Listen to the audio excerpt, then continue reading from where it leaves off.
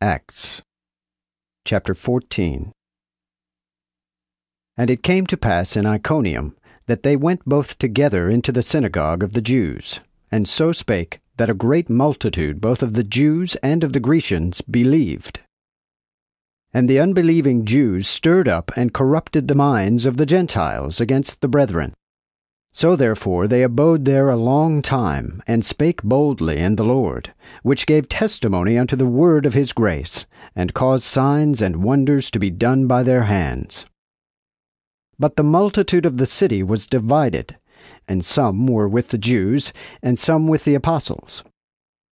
And when there was an assault made both of the Gentiles and of the Jews with their rulers, to do them violence and to stone them, they were ware of it, and fled unto Lystra and Derbe, cities of Lycaonia, and unto the region round about, and there preached the gospel. Now there sat a certain man at Lystra, impotent in his feet, which was a cripple from his mother's womb, who had never walked. He heard Paul speak, who beholding him and perceiving that he had faith to be healed, said with a loud voice, "Stand upright on thy feet." And he leaped up and walked. Then when the people saw what Paul had done, they lifted up their voices, saying in the speech of Lycaonia, "Gods are come down to us in the likeness of men." And they called Barnabas Jupiter, and Paul Mercurius, because he was the chief speaker. Then Jupiter's priest, which was before their city, brought bulls with garlands unto the gates, and would have sacrificed with the people. But when the apostles, Barnabas and Paul, heard it, they rent their clothes, and ran in among the people, crying, and saying, "O men, why do ye these things? We are even men subject to the like passions that ye be.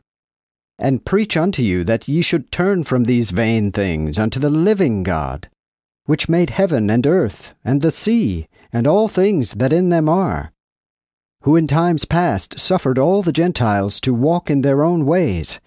Nevertheless he left not himself without witness, in that he did good, and gave us rain from heaven, and fruitful seasons, filling our hearts with food and gladness." And speaking these things, scarce appeased they the multitude that they had not sacrificed unto them.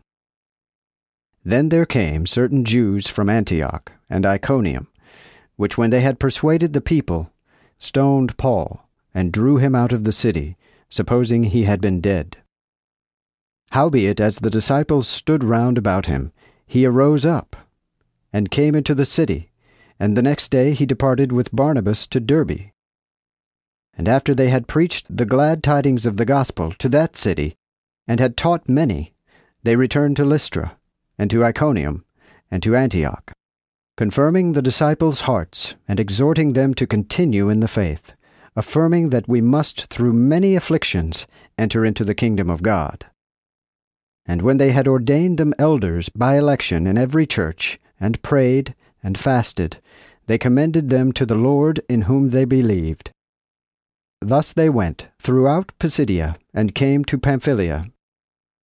And when they had preached the word in Perga, they came down to Attalia, and thence sailed to Antioch, from whence they had been commended unto the grace of God to the work which they had fulfilled.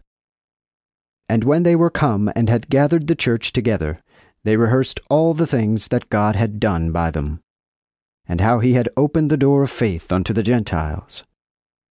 So there they abode a long time with the disciples.